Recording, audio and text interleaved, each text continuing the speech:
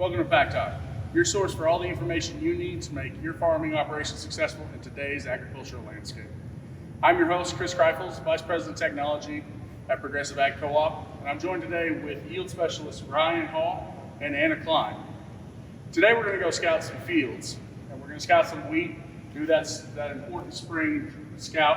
What is it we're looking for today when we go out in these fields? The main thing we're looking for today will be leaf or stripe rust and potentially powdery mildew if the disease pressure is heavy. Okay, so we're looking for rust, mildew. These are all diseases, funguses. Yes. What are we?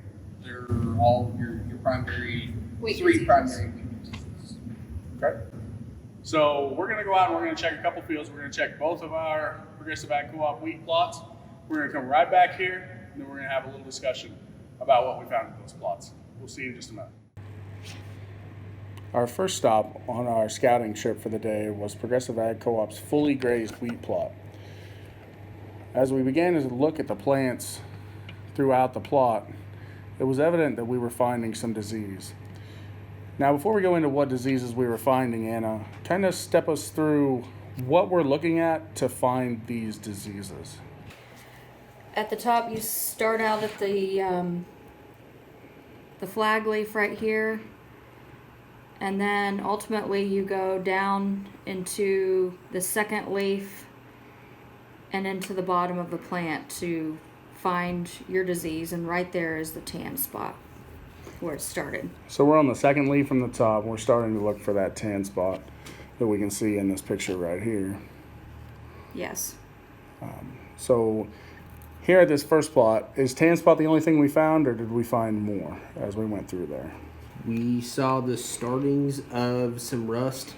No full pustules had been formed yet, but the discoloration on the second leaf and the flag leaf both have started. So it's at this point a matter of time before it finishes creating the full rust.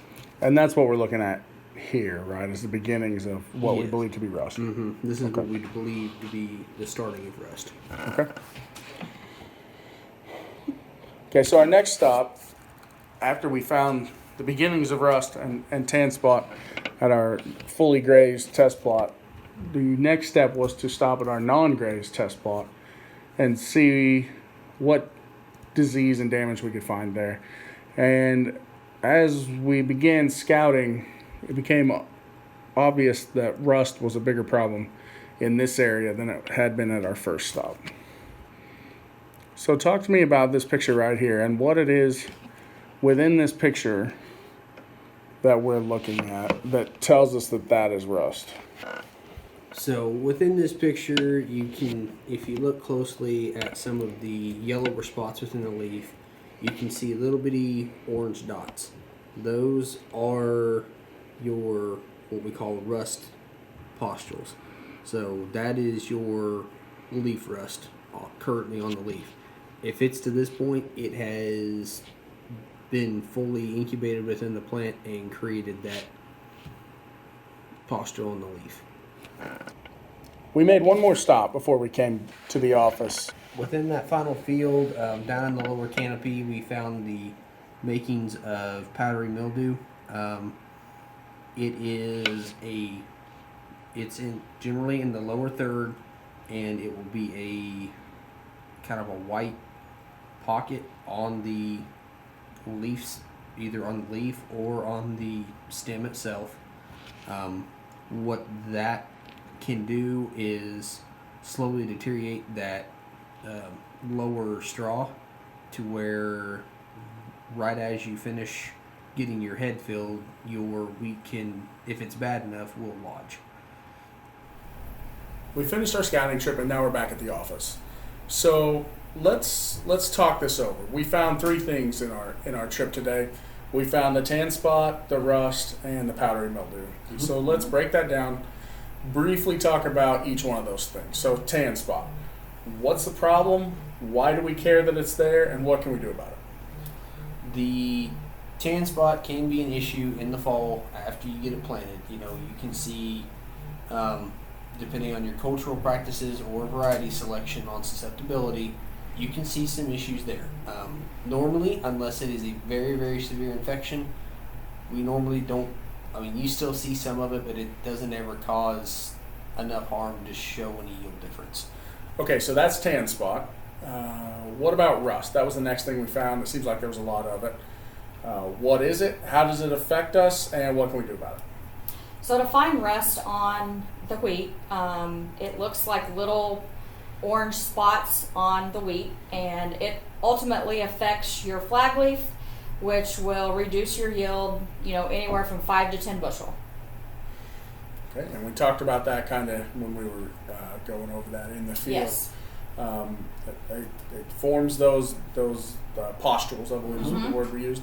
And so what can we do about it? Is there anything we can do about rust, or is it's just there and that's what we got? Yes, it is treatable, and basically what we want to do also is prevent it, but if it's already there, then we're going to have to use something like Quilt XL. It is a curative and a preventative to prevent any more becoming on the flag leaf and the head. Okay. And here at Progressive Ag Co-op, Ryan and Anna really know what's going on here, and we have a program developed specifically for fungicide, right?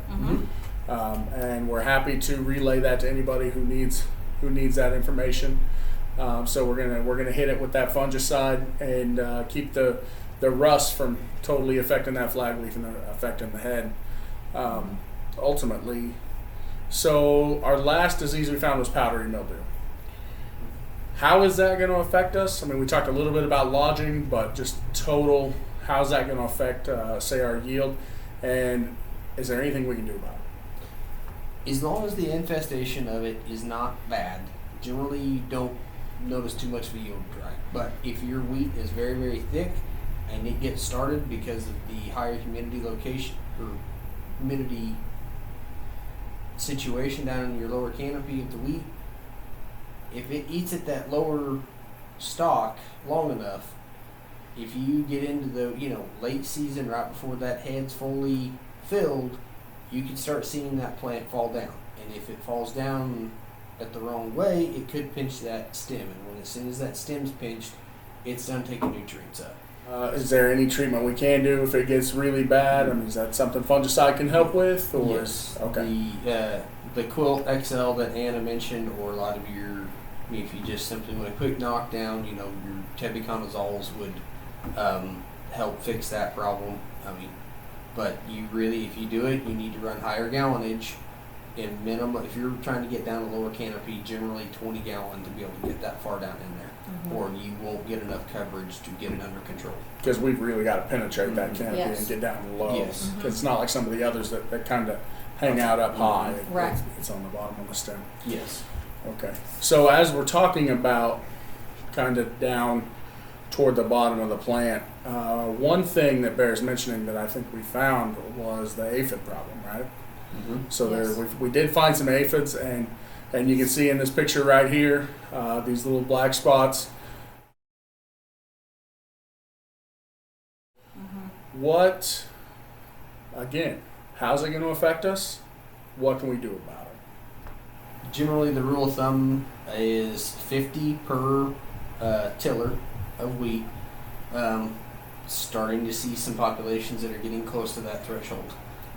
Your generic Lorsban or Lambdacide or Lambcap type products generally will take care of that without too much of a problem. So we need to be out, our growers need to be out in our fields, checking for these aphids, checking for this powdery mildew, this rust, and our yield experts here, yield specialists they're more than happy to come help you do that too. So if you have any questions, give us a call here at Progressive Ag Co-op. We are more than happy to help you. That's why we're here. We want to build that partnership with you, really help you in this fungicide area. One thing I believe, though, is it's fairly time crucial, right? We need to be getting on that pretty quick. Yes, so to apply fungicide, that flag leaf needs to be out 50% emerged through fully headed wheat. So what we're seeing in the fields right now is the time to get it on. So we're looking at a week, maybe pushing 2, no more than that. And that's going to be Correct. about where we're Yeah. at. Yeah, probably Yeah. no more than 2 weeks from today we're looking at. Yeah. Okay. So again, just get out in those fields, and if you can't get out in those fields, give us a call, because we want to really be that partner, that trusted partner, and get all that help we can to you. Give Anna a call, give Ryan a call. Shoot me an email here at pactalk@proagcoop.com. Whatever we need to do, we want to be able to help you. Be sure to follow us on Facebook and Twitter using the handle @ProAgCoop. We would like to hear from you and what you thought of today's discussion. Leave us a comment or send us an email at pactalk@proagcoop.com. Hit that like button and subscribe to our YouTube channel for more videos just like this one. Do you have a specific question that you would like the PAC Talk team to answer, or a specific topic that you'd like us to cover in an upcoming episode of PAC Talk? Shoot us an email with your requests and we'll do our best to get you the answers you need. Again, that's pactalk@proagcoop.com. PAC Talk is a production of the Progressive Ag Co-op media team. It is the vision of Progressive Ag Co-op to build successful partnerships with our patrons, employees, and all we do business with to ensure both Progressive Ag Co-op and our patrons' businesses are sustainable in this ever-changing agricultural landscape.